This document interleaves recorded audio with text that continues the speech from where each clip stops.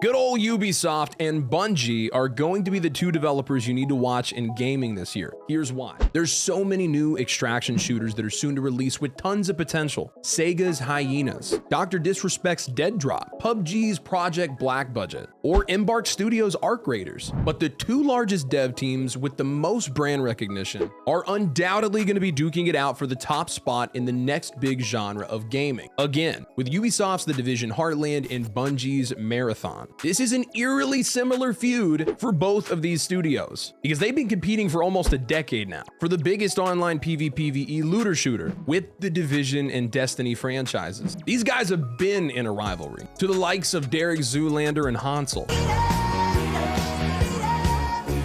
With inarguably Bungie currently in the lead with the massive success of Destiny 2. And it shouldn't come as a surprise to you, but Ubisoft is in massive need of a win right now. Flop after flop, and another delay of Skull and Bones, they need Heartland to really take off. And to be honest, after Halo Infinite, Bungie kind of needs a win too. While there's plenty of room for new games in the extraction shooter genre, there can only be one at the top. The question is, who's it gonna be? With all the new info that we've obtained on both Heartland and Marathon, as well as knowing what these teams have already done with Destiny and The Division, there's several factors that can give them opportunities to get an advantage over the other. So let's break it down.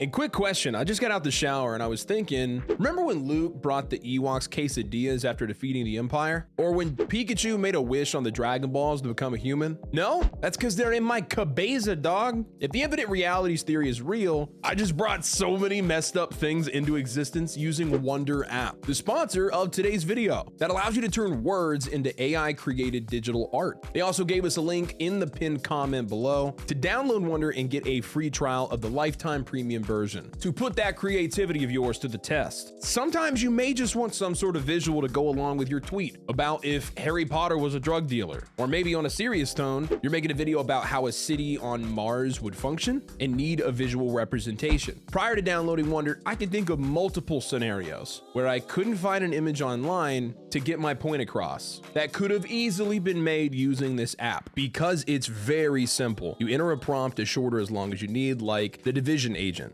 Then you pick an art style. There are several to choose from, but my favorite is studio lighting for the realistic look. Then hit create so Wonder can bring that idea to life. And if you don't like the first drawing, you can just keep refreshing till the AI draws what you had pictured in your head. Then you can download it in HD or add it to your collection by publishing. By clicking the link in the description or pinned comment and starting the free trial to the premium version, you get to test out 20+ art styles. It's faster, unlimited art with no ads, high resolution images, and 50% off your AI avatar. Now go check them out for me and stop staring. I know you was all up in my goodies. Now for starters, having covered basically every extraction shooter that's been released or announced over the last year, from the major indie titles like Poppy Tarkov, Marauders, The Cycle Frontier, to the only cross-platform AAA extraction shooter, Call of Duty's DMZ, I've been able to develop a pretty firm understanding of what makes an extraction shooter succeed and also what makes them fail, at least from my perspective. I look forward to Reddit mains in the comments explaining exactly how I'm wrong about each and every point. Now, the only unfortunate caveat to today's video is The Division Heartland has shown significant gameplay, revealing several of the features that the game will host, while Marathon has an announcement trailer and a developer deep dive, where they discuss some of what you can expect from their game. They haven't even officially confirmed whether Marathon is going to be a third-person shooter, like The Division, or if it's going to be first-person, but I think it's fairly obvious that since Halo and Destiny are first-person, and because in the developer deep dive, there was a section where if you look closely, there's a brief second of them playing the game with a blurred out screen in the background showing an apparent first-person reload animation. That Marathon will 100% be in first. Now, everyone watching this is going to have a different reaction to that. Personally, when we're not just talking about the broad audience of all gamers, but the audience that extraction shooters appeal to, first-person wins every time. The Division and Destiny were primarily PvE focused, with PvP coming in as like in-game content and more of an addition to the base game. In this context, third person works just fine, but in both Marathon and Heartland, PvP will likely be an unavoidable factor in every match that you drop into. Aside from immersion, third person in this kind of environment is just not conducive to competitive playing. And when looking at the numbers from the previous titles of Division 2 and Destiny 2, at its peak, the Division 2 only had around 130,000 daily users, which seems like a lot. But Destiny in 2023, 5 years after its launch, has an average daily player base of around 800,000 users.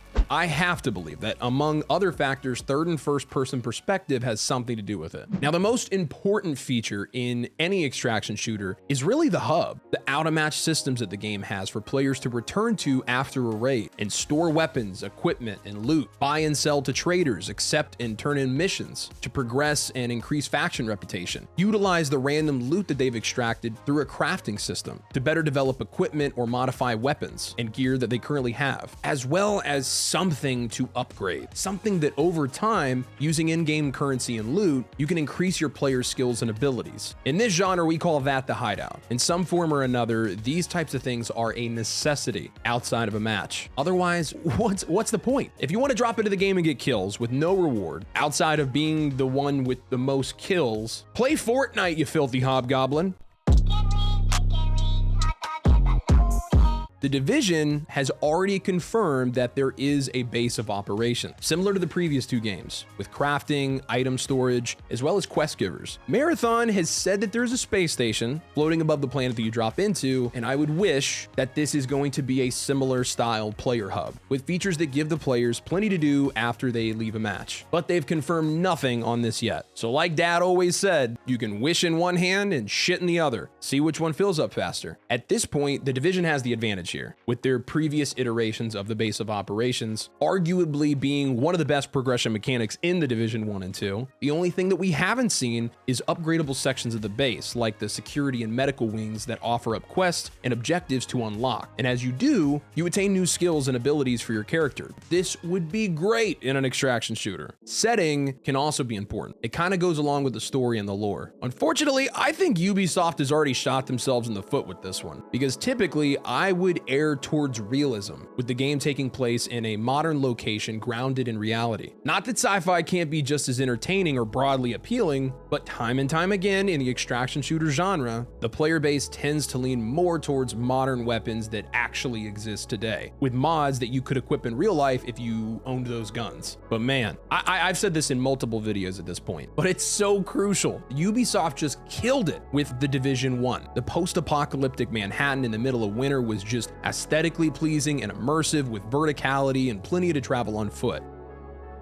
Whoa, whoa, whoa. I'm not gonna write off Heartland on this alone, but come on guys. The middle of a podunk town in the Midwest, why can't we get like a foggy San Francisco or a rainy Seattle? Like riding the Space Needle up for an extract? The only reason that I can think of, and I'm sure they didn't go this ambitious, is because it would be easier to develop. Marathon, on the other hand, is taking place in an abandoned city on an alien planet, but we have no idea of their ambitions when it comes to the map design. So in time, we'll see who gets a better reaction from the setting. Now, both of these games are shaping up to be free-to-play, cross-platform live service experiences. This presents 2 major issues that basically the one that fucks it up the least will capitalize on. Firstly is the monetization model. It's obviously going to be microtransactions, which I personally never buy. I just have zero interest in cosmetics. But if the dev team has given me a great game that I play for hundreds of hours, it's likely I'll buy like a bundle or 2 to support them, as long as the purchases remain cosmetic. And there is absolutely nothing in the game that is pay to win, DMZ. If we're good on that front, then there should be minimal negativity from the gaming community about them monetizing in this way. But really, the more pressing issue when it comes to free to play is cheating. When a game is free, the hacking is typically more prevalent, because if you're banned, you can just make a new account and then you're back in with no monetary loss, giving those who cheat for a living more incentive to focus efforts on that game, especially if you're able to extract items that can be transferred to other players, giving them opportunity to sell them on shady online markets. So it's simple. Whatever team implements a better anti-cheat system will have a major advantage over the other. Cheating is one of the best ways to turn off players from a game. Additionally, this leads us over to playability. Come here. Oh, let me tell you a little secret. At launch, both Marathon and Heartland are going to be buggy. I'm already prepping for it. Crashing, drop frames, and so on are always an issue with massive player counts in an online game. But this is even worse when it's an extraction shooter. Potentially, you can even have a full loadout equipped with weapons, gear, and equipment that took hours to obtain. And if the game crashes or something that isn't a user error causes you to lose all that, players rightfully get way more pissed than they would in any other game. The Division has a little bit of an upper hand here, as they will definitely be releasing Heartland before Marathon. Like, it's obvious that they're way further along in development. This is going to give them more time to get the game working properly before Bungie is able to get their game out. But with all this said, if you were to hold a gun to my head right now, which I really wish you wouldn't because I have a wife and 2 Puerto Rican kids that won't have any chorizo and eggs for breakfast if I don't go to Kroger later, and you said to me,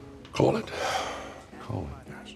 Which will come out on top, Marathon or the Division Heartland? I'd have to say Marathon. But for me, that's mostly because they have the advantage of no gameplay being revealed yet for me to critique and compare to the Division Heartland. But also because in Metacritic scoring, as well as overall player numbers, they've already beaten the tits off of Ubisoft with the Destiny franchise. But what are your thoughts? I'd love to converse with you guys about it in the comments below, as I'm not writing Heartland off just yet. We're about to get a big reveal at the Ubisoft Forward event that we're gonna be watching together here.